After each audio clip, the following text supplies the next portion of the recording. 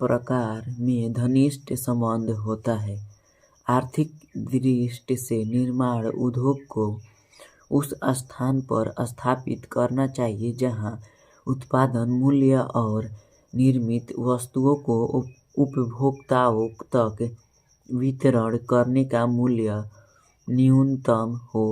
परिवहन मूल्य एक बड़ी सीमा तक कच्चे माल और निर्मित उत्पादों की प्रकृति पर निर्भर करता है। उद्योगों की स्थिति को प्रभावित करने वाले कारकों का संक्षिप्त विवरण नीचे दिया गया है। कच्चा माल। भारहास वाले कच्चे माल का उपयोग करने वाले उद्योग उन प्रदेशों में स्थापित किए जाते हैं जहां ये उपलब्ध होते हैं। भारत में चीनी मिलें गन्ना उत्पादक क्षेत्रों में क्यों स्थापित है। इसी तरह लुगदी उद्योग, तांबा प्रगलन और पिग आयरन उद्योग अपने कच्चे माल प्राप्ति के स्थानों के निकट ही स्थापित किए जाते हैं। लोहा इस्पात उद्योग में लोहा और कोयला दोनों ही भारहास वाले कच्चे माल हैं। इसलिए लोहा इस्पात उद्योग की स्थिति के लिए अनुकूलतम स्थान कच्चा माल स्रोतों के निकट होना चाहिए। यही कारण है कि अधिकांश लोहा इस्पात उद्योग या तो कोयला क्षेत्रों बोकारो, दुर्गापुर आदि के निकट स्थित है अथवा लौह अयस्क के स्रोतों ब्रह्मावर्ती, भिलाई और राउरकेला के निकट स्थित है। शक्ति मशीनों के लिए गतिदायी बल प्रदान करती है और इसीलिए किसी भी उद्योग की स्थापना से पहले इसकी आपूर्ति सुनिश्चित कर ली जाती है। फिर भी कुछ उद्योगों जैसे एल्यूमीनियम और कृत्रिम नाइट्रोजन निर्माण उद्योग की स्थापना शक्ति स्रोत के निकट की जाती है क्योंकि ये अधिक शक्ति उपयोग करने वाले उद्योग हैं जिन्हें विद्युत की बड़ी मात्रा की आवश्यकता होती है।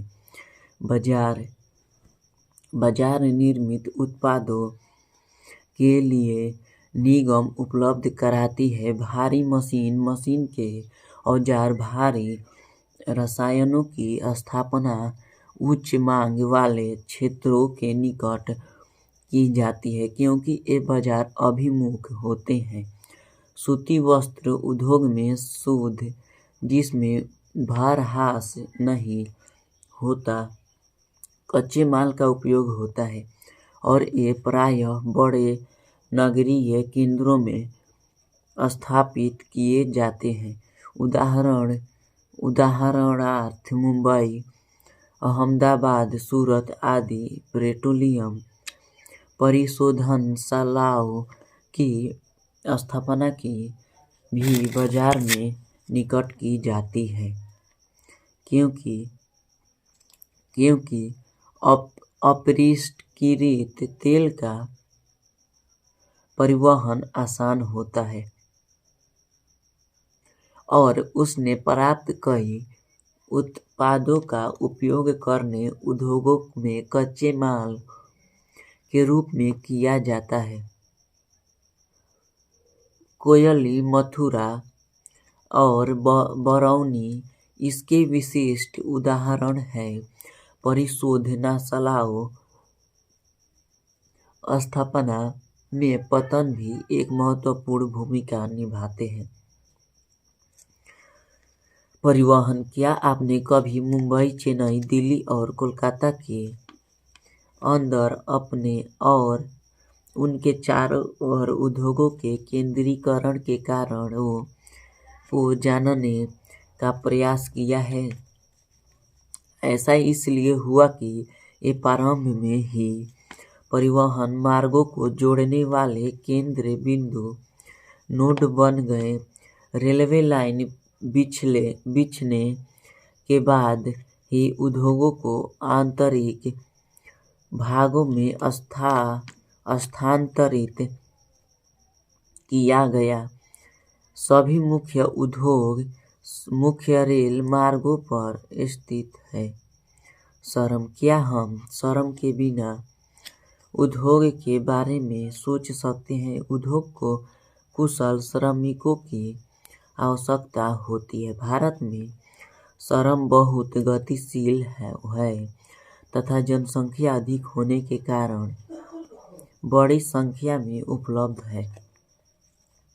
ऐतिहासिक कारक। क्या आपने कभी मुंबई, कोलकाता और चेन्नई के औद्योगिक केंद्र के रूप में उभरने के कारण के विश्व में सोचा है? स्थान। हमारे औपनिवेशिक अतीत द्वारा अत्यधिक प्रभावित थे। उपनिवेशीकरण के प्रारंभिक चरणों में निर्माण क्रियाओं को यूरोप के व्यापारियों द्वारा नव प्रोत्साहन दिया गया। मुर्शिदाबाद, ढाका, भदोही, सूरत, वडोदरा, कोझिकोड, कोयम्बटूर, मोसम आदि स्थान महत्वपूर्ण निर्माण केंद्रों के रूप में उभरे। उपनिवेशवाद के उत्तरकालीन औद्योगिक चरण में ब्रिटेन में निर्मित वस्तुओं से होड़ और उपनिवेशिक शक्ति की भेदमूलक नीति के कारण इन निर्माण केंद्रों का तेजी से विकास हुआ। उपनिवेशिक के अंतिम चरणों में अंग्रेजों ने चुने हुए क्षेत्रों में कुछ उद्योगों को प्रोन्नत किया। इससे देश में विभिन्न प्रकार के उद्योगों का बड़े पैमाने पर स्थानिक विस्तार हुआ। औद्योगिक नीति। एक प्रजातांत्रिक देश होने के कारण भारत का उद्देश्य संतुलित प्रादेशिक विकास के साथ आर्थिक समृद्धि लाना है।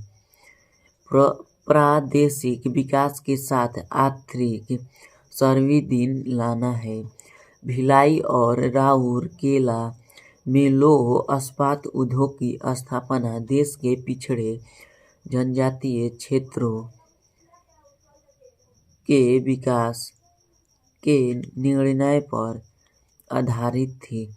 वर्तमान समय में भारत सरकार पिछड़े क्षेत्रों में स्थापित उद्योग धंधों को अनेक प्रकार के प्रोत्साहन देती है। मुख्य उद्योग। किसी भी देश के औद्योगिक विकास के लिए लौह इस्पात उद्योग एक मूल आधार होता है। सूती वस्त्र उद्योग हमारे परंपरागत उद्योगों में से एक है।